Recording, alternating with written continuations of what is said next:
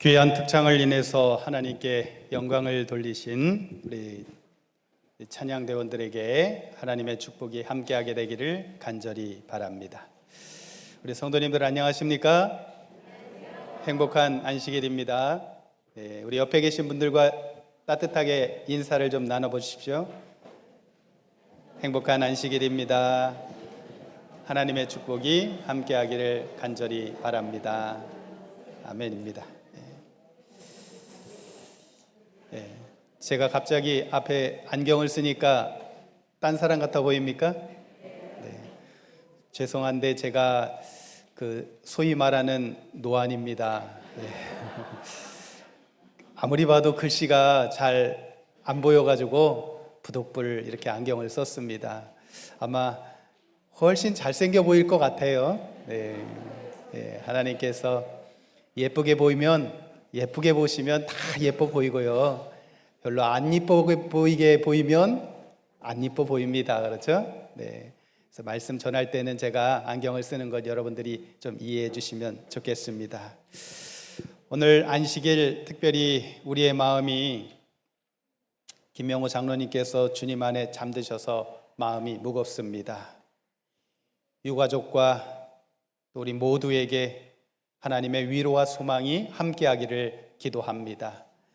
그리고 모든 장례 예배에 우리 사랑하는 성도들이 함께 적극적으로 함께 하시고 유가족들을 위로해 주시기를 간절히 바랍니다. 특별히 이 안식일 우리 성곡교회에서 우리 성도님들께서 함께 오셨습니다. 다시 한번 또 환영을 합니다.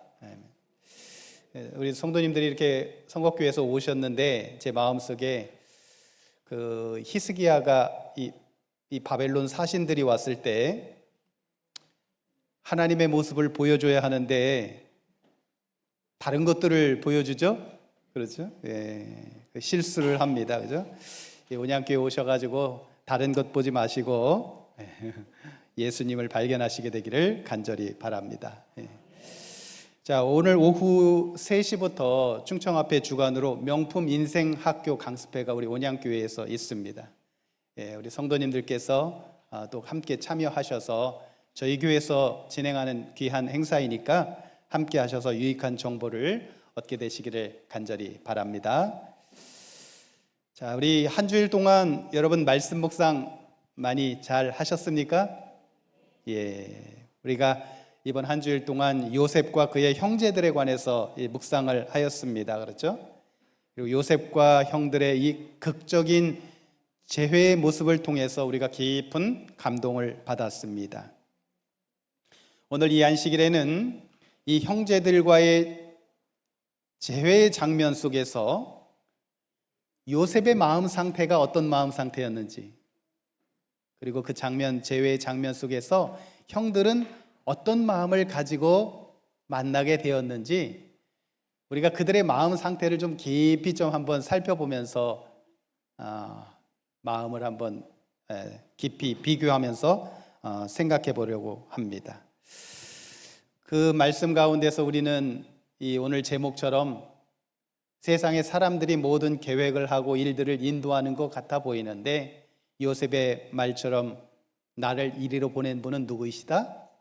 하나님이시다. 이런 마음으로 우리가 이 세상의 아름다운 신앙생활을 이어나가야 할 것이다 라는 생각을 하게 됩니다. 먼저 하나님의 말씀 다 같이 창세기 45장 7절 8절 오늘 본문의 말씀으로 같이 소리를 합쳐서 읽습니다. 시작. 하나님이 큰 구원으로 당신들의 생명을 보존하고 당신들의 후손을 세상에 두시려고 나를 당신들 앞서 보내셨나니 그런즉 나를 이리로 보낸 자는 당신들이 아니요 하나님이시라. 하나님이 나로 바로의 아비를 삼으시며 그 운집을 주를 삼으시며 애굽 온 땅의 지리자를 삼으셨나이다. 아멘. 한 주일 동안 여러분들은 뉴스를 들으면 연일 계속되는 전쟁의 소식을 듣게 됩니다. 미국이 이란 핵시설을 전격 공습하였다. 수많은 다툼의 소리들이 들립니다.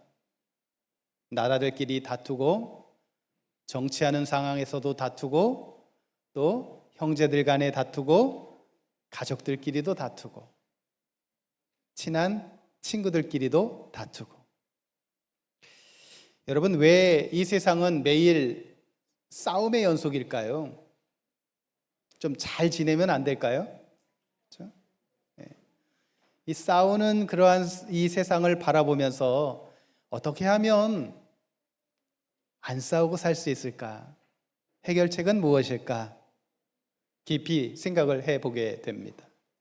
특별히 말씀을 묵상하면서 이 요셉의 경우를 통해서 싸움의 해결책은 이거구나 라는 사실을 발견하고, 이 요셉의 경우를 통해서 회복과 용서의 해답을 듣게 됩니다. 이 오늘 요셉과 형들의 만남은 이 단순한 가족들의 가족 상봉의 이야기가 아닙니다. 그것은 22년 동안의 상처, 22년 동안의 죄책감, 22년 동안의 침묵이 한자리에 모여가지고 회복과 사랑으로 인해서 폭발하는 그러한 장면입니다. 이러한 아름다운 상봉 속에 그 중심에는 하나님의 귀한 섭리가 있다고 하는 사실을 우리는 말씀을 묵상하면서 발견하게 되었습니다. 요셉이 그의 형들에 의해서 노예로 팔려갔을 때의 나이가 몇 세였죠? 그래요, 17세였습니다. 17세에 그가 구덩이에 던져지고 은 20개에 팔려 애굽으로 끌려갑니다. 그리고 보디발의 집에서 종살이를 시작으로 억울한 누명도 쓰고 감옥도 경험하게 됩니다. 그러다가 결국은 하나님께서 그의 나이 30에 그를 애굽의 총리로 세우셨습니다. 요셉의 이야기를 흔히 세상 사람들이 말하는 어느 한 사람의 성공 스토리로 보면 창세기는 요셉이 총리가 되었더라라고 하면서 끝나면 그만입니다. 그죠? 그러나 창세기는 요셉이 총리가 되고 난 다음에 그 이후에 형들과의 만남에 관한 이야기를 긴 장을 통해서 설명하고 있다라고 하는 것입니다. 여러분, 요셉이 총리가 되고 7년의 풍년이 지나고 또 2년째에 야곱이 살던 가나안에도 기근이 미칩니다.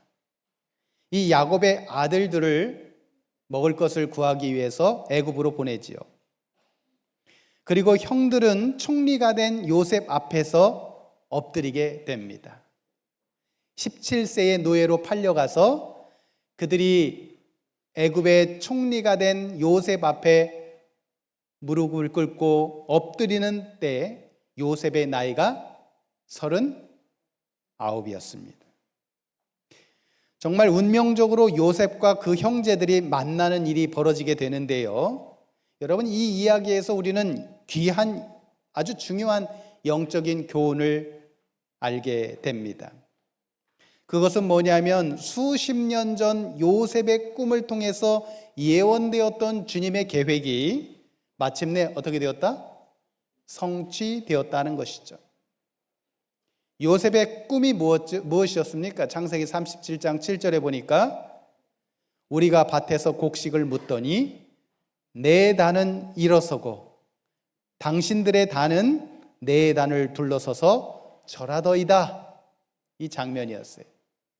그것이 오늘 지금 이루어지고 있는 것입니다. 창세기 42장 6절에 현실에는 때에 요셉이 나라의 총리로서 그 땅 모든 백성에게 팔더니 요셉의 형들이 와서 그 앞에 땅에 엎드려 절하매. 꿈이 어떻게 됐어요? 현실이 된 것입니다. 이와 같이 하나님께서는 약속하신 것은 반드시 이루시는 하나님이라는 사실을 우리는 분명히 알아야 하겠습니다. 인간의 안목으로 볼 때에 때때로 이 약속이 오랜 기다림을 요청하고자 하면 우리는 그 약속을 의심하게 됩니다. 인간의 안목으로 볼 때 내가 기도하고 바라는 것 정반대 방향으로 일들이 이루어지면 그 현실 속에서 낙담하고 불신하고 약속을 저버리는 그러한 경험을 하기도 합니다.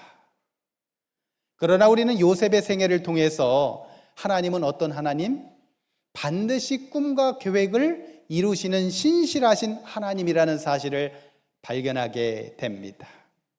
우리의 삶에도 여러분 하나님 안에서 세운 계획이라면 그것이 시간이 오래 걸려서 인내해야 하더라도 때로는 내가 생각하는 것과 다른 방향으로 흐르는 것 같아 보여도 하나님은 반드시 그 약속을 이루신다는 사실을 믿게 되기를 바랍니다. 이것이 바로 우리 그리스도인들이 가져야 할 신앙의 모습인 것입니다. 자, 이제 형들을 만났을 때 요셉의 마음을 한번 살펴볼까요? 여러분, 이 형들이 자기 앞에 와가지고 탁 무릎 꿇고 엎드려서 절하는 장면을 요셉이 위에서 탁 지켜보면서 무슨 생각이 들었을까요? 자, 한번 여러분이 요셉의 마음속으로 들어가서 요셉과 같은 형편에서 이 장면에 여러분들이 요셉이라고 생각하고 한번 생각해 보십시오. 무슨 생각이 들었을까요? 예? 가만히 안 두겠다? 아니면요, 형 보고 싶었어요, 베냐민 보고 싶었어요, 이런 연민의 마음? 그렇죠? 다양한 마음이 아주 복합적으로 들었을 것 같아요, 요셉의 마음 속에는. 그렇죠? 근데 여러분, 요셉이요, 우리는 성경에는 그냥 이렇게 이 형들이 그냥 어쩌다가 이렇게 요셉 앞에 나타난 것처럼 보이는데요, 여러분 실제 여러분 상상을 해보십시오. 그 많은 수많은 전 세계에서 오던 사람들이 있는데 어떻게 요셉은 정확하게 형들이 온 것을 알아보고 자기 앞으로 인도했을까라는 거예요. 그죠? 한두 명도 아닐 텐데. 성경은 간단하게 그들의 만남을 이야기하는데 유대인의 성경 이 미드라시라고 하는 그 글에 보면 요셉이 가나안에도 대기근이 찾아왔다는 소식을 듣고 형들이 국경을 넘어서 애굽으로 올 것을 미리 예상하고 있었다라고 기록을 합니다. 그래서 요셉이요, 애굽 전 지역에 칙령을 내립니다. 누구든지 국경을 넘어서 양식을 사러 올 때는 직접 와야지 다른 누군가를 대신해서 와서는 안 된다. 이게 바로 첫 번째 칙령이었습니다. 두 번째는 국경 수비대를 아주 조밀하게 세워서 이 외국인이 애굽으로 들어올 때는 철저하게 신분을 조사하고 단속을 했다고 합니다. 세 번째는 이 나귀를 타고 오는데 나귀 한 마리씩만 갖고 오도록 하여서 자기 양식 외에 다른 사람들의 양식을 갖고 가지 못하도록 했다는 것입니다. 이렇게 세세하게 칙령을 내리니까 어떻게 됐을까요? 형들이 들어왔을 때 그 형들을 식별해서 찾아낼 수가 있었던 것이죠. 결국은 우리 성경에는 그게 나와 있지 않지만 대면하여서 자기 앞에 납작 엎드려 있는 형들을 보고 요셉은 만감이 교차했을 것입니다. 형들을 보자마자 그의 마음에 정말 많은 생각이 들었습니다. 요셉은 어떤 생각을 가졌을까요? 요셉의 마음은 첫 번째로 모든 것을 기억하지만 분노에 묶이지 않는 마음이었어요. 창세기 42장 9절에 보면 요셉이 그들에게 대하여 꾼 꿈을 어떻게 하고? 기억하고 그랬어요. 요셉은 이 과거를 잊어버리지는 않았습니다. 요셉은 이 형들이 자신을 배신한 것을 기억하였어요. 구덩이에 던져졌을 때 그 구덩이의 음침한 흙 냄새, 자신을 던져놓고 형들이 비웃는 비웃음의 소리, 이 모든 것들이 다 기억났어요. 형들에게 팔려지는 그날과 그 후에 있었던 아픈 세월들이 아주 주마등처럼 스쳐 지나갔을 것입니다. 잔인한 형들의 웃음, 채색 옷이 벗겨지던 일, 깊은 웅덩이에 던져졌던 일, 살려달라고 울부짖는데 들은 척도 하지 않는 형들의 모습, 태연하게 앉아서 자기들끼리 웃으면서 음식 먹는 그러한 모습들, 형들을 딱 보자마자 다 기억났을지 모릅니다. 그런데 여기서 여러분 우리가 주목해야 할 것은 요셉은 과거에 그 자신이 당했던 피해, 자신이 피해자이다라고 하는 그 피해자의 정체성에 갇혀 있지 않았다는 것입니다. 상처는 기억하되, 지나간 과거들은 다 기억하되 그 상처에 지배되지 않는 사람. 많은 사람들은 누군가가 나를 공격하면 그 상처의 지배를 받습니다. 그래서 아픈 그 추억이 현재의 나의 모습을 결정하도록 만듭니다. 그러나 요셉은 무엇이 그를 결정하게 만들었냐면 하나님의 약속이 요셉을 결정하도록 만들었다는 것입니다. 기억하지만 분노에 묶이지 않는 마음, 이것이 바로 요셉의 마음이었습니다. 두 번째는 요셉은 복수할 수 있었지만 기다리는 마음이었습니다. 요셉은 애굽의 총리입니다, 이제. 그죠? 그의 한마디면 형들은 어떻게 될까요? 그렇죠. 곧바로 감옥에 갇히거나 처형될 수밖에 없는 상황입니다. 그러나 요셉은 보복하지 않습니다. 여러분, 왜 요셉은 보복하지 않았을까요? 그냥 우리가 소위 말하는 나에게 잘못했으면 아예 그들을 처형하거나 그러지는 않아도 얄밉고 미우니까 적어도 뭐 하고 싶어요? 꿀밤 한 대는 주고 싶은데, 그렇죠? 형 왜 그랬어? 콩 하고 싶은데 요셉은 그것조차도 하지 않는 것이죠. 요셉이 왜 그랬을까? 요셉은 형들을 보자마자 형들의 변화된 모습을 보고 싶었습니다. 그 형들의 변화된 모습까지 보는 것이 하나님께서 요셉을 인도하신 섭리의 완성이었어요. 여러분, 화내고 복수하고 분노하는 것, 이것은 즉각적인 것입니다. 여러분, 화내고 분노하고 복수하는 것, 그 이후에는 무엇이 남습니까? 나를 미워하고 해하려 했던 자를 그대로 똑같이 복수하면 내 마음은 무엇이 남습니까? 속 시원하다? 그것 말고 또 남는 게 있습니까? 여러분, 복수는, 분노는 또 다른 복수, 또 다른 분노만 낳을 뿐입니다.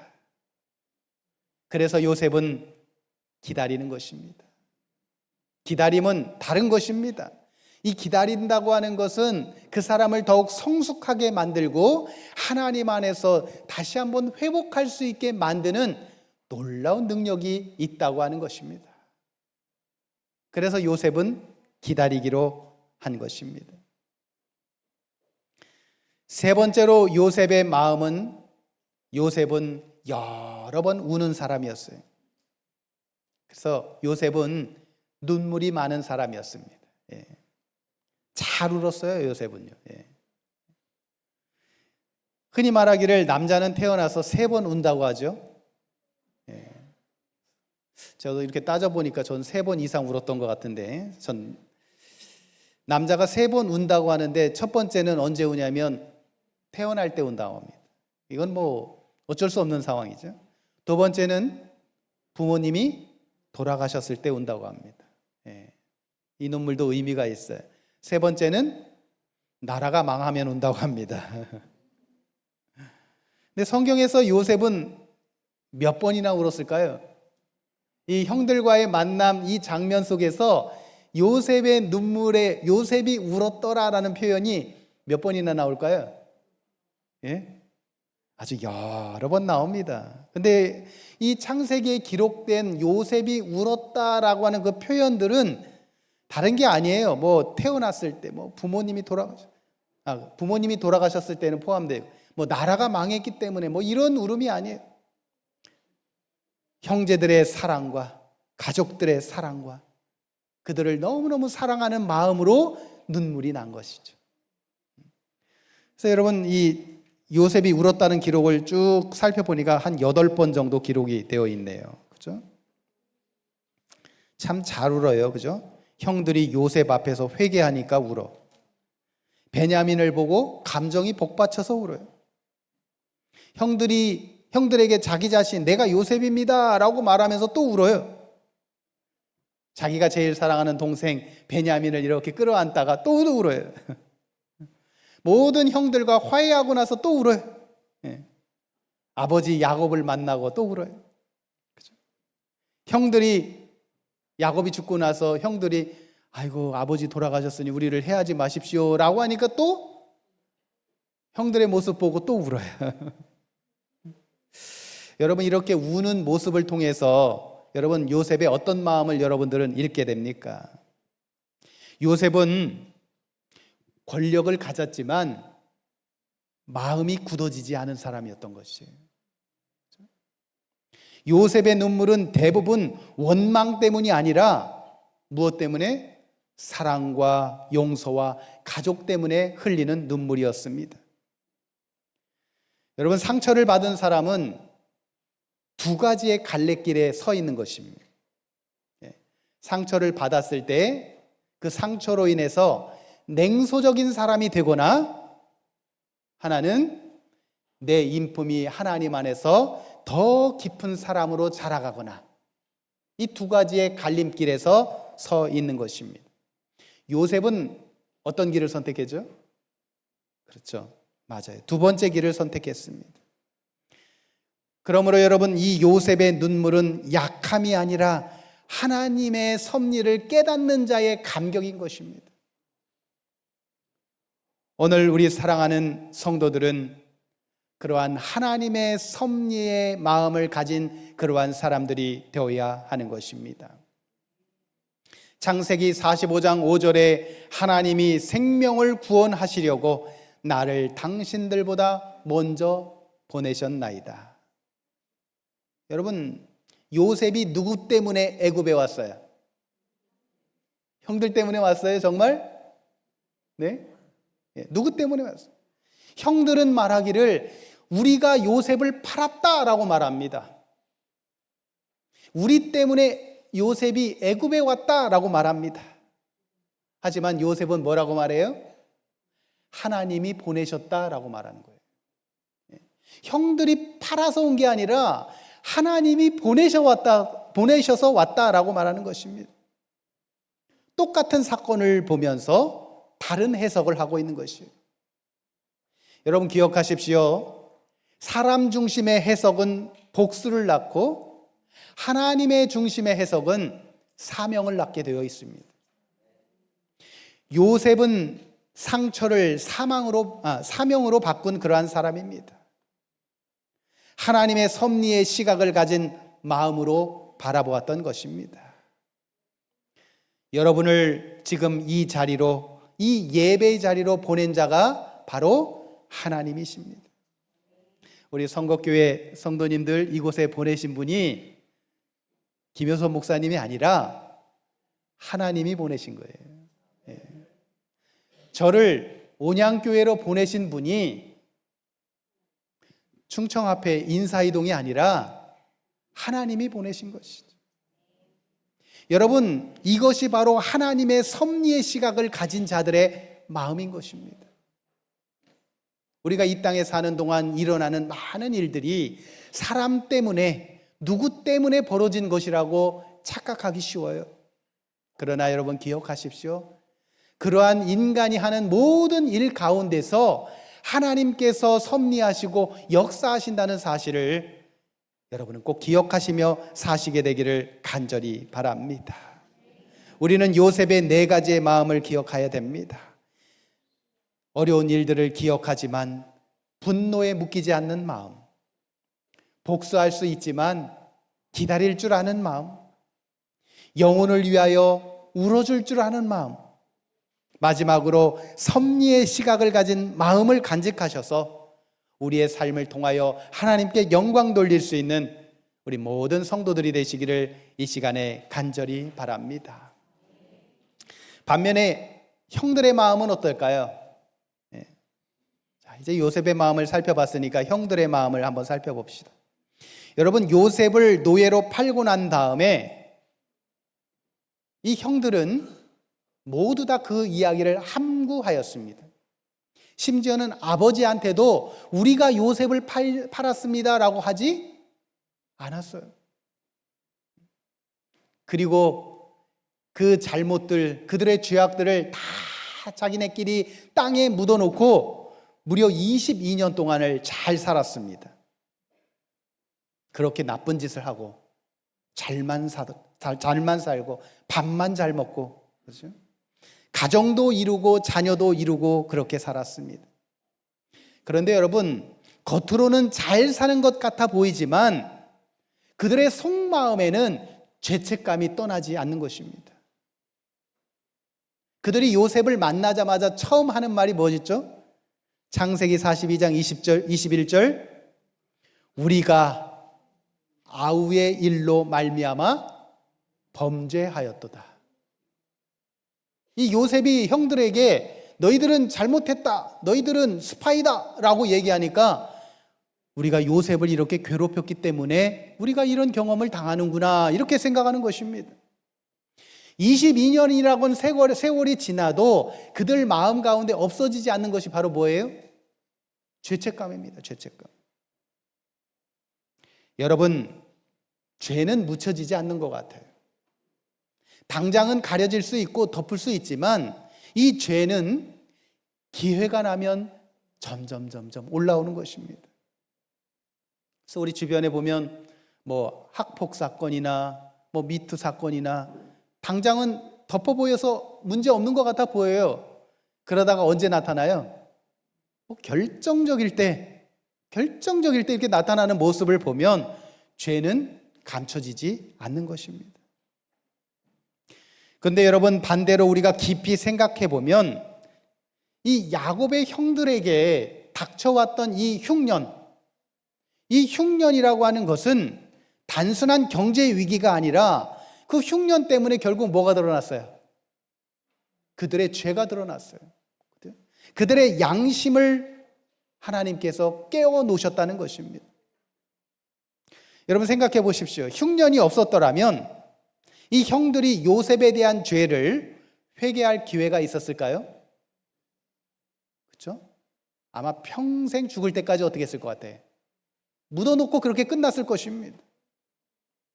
그러나 하나님께서 흉년이라는 것을 통해서, 그 사건을 통해서 그들의 죄가 드러나게 하셨습니다. 여러분, 하나님께서는 좀 잔인하지 않으십니까? 죄가 있으면 좀 묻어놓고 감춰졌으면 좋겠는데 왜 그 죄를 자꾸 하나님께서 상처난 곳에 소금 뿌리듯이 그렇게 들춰내시느냐라는 것입니다. 여러분, 이것은 하나님께서 잔인한 모습이 아니라 진정한 회개가 없으면 진정한 회복도 경험하지 못한다는 사실을 오늘 우리에게 알려주시는 것입니다. 여러분, 우리의 죄를 해결하실 분은 하나님밖에 없습니다. 이제 요셉 앞에 있는 이 형들이 결국 자신의 죄가 드러나니까 그들의 마음 가운데 무슨 마음이 생기냐면 두려움이 몰려오기 시작합니다. 설상가상으로 요셉의 형제들 가운데 아버지가 그렇게 간곡하게 부탁한 무슨 일이 있어도 베냐민은 어떻게 하라? 꼭 데리고 오라라고 했는데 베냐민 자루에서 뭐가 나왔어요? 은잔이 나왔어요. 하나님이 어찌하여 이런 일을 우리에게 행하셨는가? 여러분, 두려움이라고 하는 것은 이 죄책감의 그림자입니다. 그죠? 이 두려움이라는 것이 우리의 마음 가운데 몰려오게 되면 그 다음에는 하나님이 어떤 하나님이신가 그 본질을 오해하고 곡해하고 바라보게 된다는 것입니다. 여러분, 형들 앞에서 하나님은 심판자가 아니라 회복자이십니다. 그렇죠? 그런데 죄를 지은 사람에게는 하나님이 회복자로 보이지 않고 뭐가로 보여요? 심판자로 보이는 것입니다. 어째서 우리에게 이런 일이 일어나는가? 특별히 형들의 마음을 볼 수 있는 가장 극적인 변화를 우리는 유다를 통해서도 발견하게 됩니다. 자, 여러분, 유다가 어떻게 그의 인생이 이렇게 멋지게 변하는가? 아마 유다는요, 자신이 이 요셉을 팔고 난 다음에 매일의 생애 속에 내 인생의 최고의 실수다. 내가 요셉을 그렇게 판 것은 최고의 잘못이다라고 자책하면서 이런 유사한 상황이 발생하면 나는 결코 이런 잘못된 선택을 하지 말아야지. 이런 마음을 갖고 살았던 것 같아요. 여러분, 22년 전 요셉을 애굽에 팔자라고 제안했던 사람이 누굽니까? 그 형제들 가운데 유다였어요. 유다. 그렇죠? 예. 요셉을 파는데 가장 적극적인 사람 바로 유다였습니다. 그런데 지금 요셉 앞에서 유다는 모든 형제들보다 더 적극적으로 문제를 해결하려고 합니다. 이것이 바로 유다의 가장 큰 변화의 증거, 회개의 증거인 겁니다. 유다가 뭐라고 말하죠? 요셉 앞에서 차라리 제가 종이 되겠습니다. 과거에는 내가 먼저 동생을 팔자라고 말했던 사람이 현재는 동생을 위해 자신을 내어놓는 사람의 모습을 보이는 것이에요. 여러분, 진정한 회개는 이런 곳에서 이루어지는 것입니다. 말이 아니라, 입술이 아니라 자신의 삶 속에서, 생애 속에서 회개의 모습이 나타나는 것, 이것이 바로 진정한 회개의 의미라고 하는 것입니다. 결국 요셉은 형들을 시험합니다. 그렇죠? 시몬을 가두고 베냐민을 데려오게 합니다. 왜 그래요? 복수하려는 게 아니라 형들의 마음을 드러내서 하나님 앞에 그들을 회개하도록 만드는 것이에요. 하나님도 우리를 이렇게 시험하실 때가 있어요. 여러분, 우리가 죄 가운데 있고 시험 가운데 있고 이럴 때에 하나님은 우리의 중심을 드러내시기 위해서 시험하실 때가 있는 것입니다. 왜 시험하십니까? 우리의 변화를 확인하기 위해서 시험하시는 것이죠. 여러분, 형들의 변화된 모습을 요셉이 확인하고 요셉이 이제 더 이상 참지 못합니다. 어떻게 하죠? 애굽 사람들 다 내보내고 그리고 말합니다. 뭐라고 말해요? 형님, 나는 요셉입니다. 여러분, 이 말을 들었을 때 형들은 어떤 마음이 들었을까요? 아이고, 내 동생 반가워, 출세했네, 이런 마음이 들었을까요? 세상 말로 이제 난 죽었다. 요셉이 옛날에 내가 괴롭혔던 것 다 기억하면 안 되는데, 그래서 형들이 이렇게 요셉의 눈치를 봅니다. 그렇죠? 나는 요셉이라 라는 말을 들었을 때 형들은 심판의 선언처럼 들렸을 것입니다. 그러나 이어지는 말이 은혜입니다. 형님들이여, 두려워 마소서. 이것이 바로 복음인 것이죠. 우리는 예수님께서 내가 예수라라고 선언하면 죄인들은 그 앞에 두려워 떨지만 예수님께서 두려워하지 말라, 내가 너를 구원하려고 왔다라고 말하면 그 마음에 감사와 행복을 느끼게 되는 것입니다. 그래서 여러분, 요셉은 예수 그리스도의 표상이에요. 예표입니다. 여러분, 요셉의 마음과 형들의 마음이 이렇게 달라요. 그죠? 형들과 요셉의 마음에 이런 차이가 있어요. 요셉의 마음에는 상처가 있어요. 그 대신 형들의 마음에는 죄가 있어요. 요셉에게는 복수할 힘이 있고 형들에게는 뭐예요? 어찌할 아무런 힘이 없습니다. 요셉은 울 줄 아는 사람이었지만 형들은 떨 줄 아는 사람이었어요. 요셉은 이 모든 것이 하나님의 섭리로 해석하였고 형들은 이 모든 것이 두려움으로 해석하였습니다. 결국 요셉은 용서를 선택하였고 형들은 이제 뭐가 필요한 상황이에요? 회개가 필요한 상황이었습니다. 이러한 분명한 마음의 차이가 있습니다. 그런데 여러분, 여기에 하나님의 귀한 복음이 하나 있는데, 하나님은 두 사람, 요셉이나 형들이나 모두를 구원의 이야기에 두셨다고 하는 것이에요. 요셉만 구원하려고 하는 것이 아니라 형들도 구원하려고 요셉이 총리가 되었더라로 끝나는 게 아니라 그들을 구원하는 구원의 이야기를 창세기의 마지막 부분까지 기록하고 있는 것입니다. 그 하나님이 우리를 구원하셨습니다. 여러분들을 구원하셨고 죄책감과 죄악된 상황에서 우리를 회복시키려고 그분이 계획하고 계셨다는 것입니다. 여러분, 요셉과 형들의 만남의 이야기 속에서 우리는 우리의 모습을 발견해야 할 것입니다. 여러분은 상처를 가진 요셉입니까? 혹시 요셉처럼 마음에 깊은 상처, 서운함, 배신감, 아픔들을 갖고 계십니까? 하나님은 우리에게 묻습니다. 그러면 그 상처를 너는 어떻게 해석할 것이냐? 여러분은 상처를 해석할 때 사람 중심으로 해석합니까? 아니면 하나님 중심으로 해석합니까? 요셉처럼 하나님 중심으로 해석할 수 있는 저와 여러분이 되시기를 간절히 바랍니다. 반대로 나는 죄책감을 가진 형들입니까? 혹시 여러분의 마음 가운데 10년, 20년 아직도 묻어둔 죄가 있습니까? 하나님은 흉년을 통해서 그 죄가 드러나게 하십니다. 그것은 나를 망하게 하려는 것이 아니라 회복하게 하시려고 드러나게 하십니다. 우리의 마음 가운데 깊은 죄악들이 있으면 하나님 앞에 내어놓으시고 용서와 회개의 만남을 경험하시는 우리 모든 가족들이 되시기를 간절히 바랍니다. 오늘의 이야기는 요셉 한 개인의, 한 사람의 이야기가 아니라 이스라엘의 가정을 회복시키는 회복의 메시지요, 용서의 메시지입니다. 여러분, 만일 요셉이 형들을 용서하지 않았다면 이스라엘 민족은 어떻게 되었을까요? 어떻게 되었을까요? 흉년을 극복하지 못하고 흉년 속에서 사라졌을 것입니다. 결국 한 사람, 요셉의 용서가 한 민족을 살리게 된 것입니다. 나 한 사람이 하나님 앞에서의 변화가 내가 속한 공동체를 살리는 것입니다.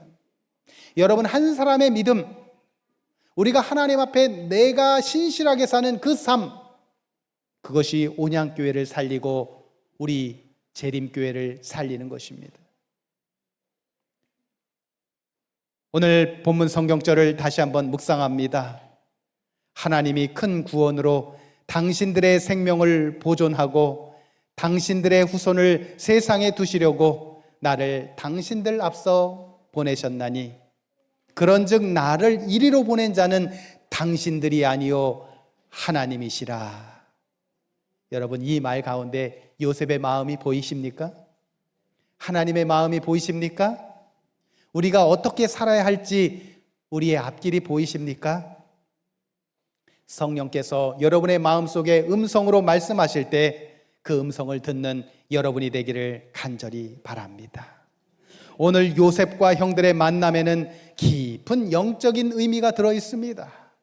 그것은 바로 요셉은 버림받았으나 높아진 자로 인도하신 것 같이 예수님도 십자가에 버림받으신 것 같아 보이지만 부활하신 자로 인도하시는 하나님의 참사랑의 모습을 바라보게 되는 것입니다.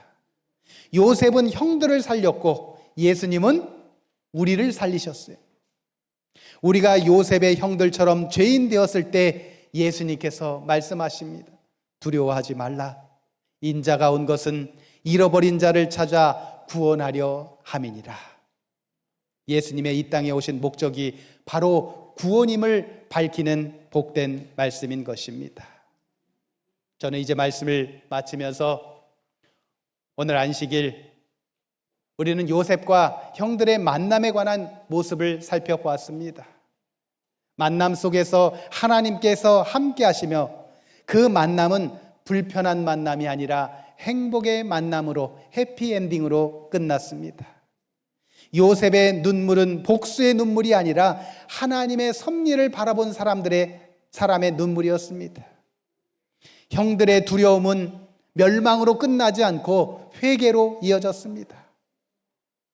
여러분, 상처는 끝이 아닙니다. 죄도 끝이 아닙니다. 하나님은 구덩이도 사용하시고 감옥도 사용하시고 흉년도 사용하셔서 결국은 구원을 이루시는 그러한 하나님이십니다. 사랑하는 성도 여러분, 혹시 오늘 여러분의 마음 가운데 요셉의 자리에서 울고 계십니까? 혹시 형들의 자리에서 떨고 계십니까? 하나님은 그 자리에서 우리를 만나기를 원하십니다. 그리고 말씀하십니다. 내가 먼저 보냈다. 나를 이리로 보내신 자는 하나님이시다. 이 고백이 우리 인생의 귀한 믿음의 해석들이 되시기를 이 안식일 간절히 바라면서 말씀을 마칩니다.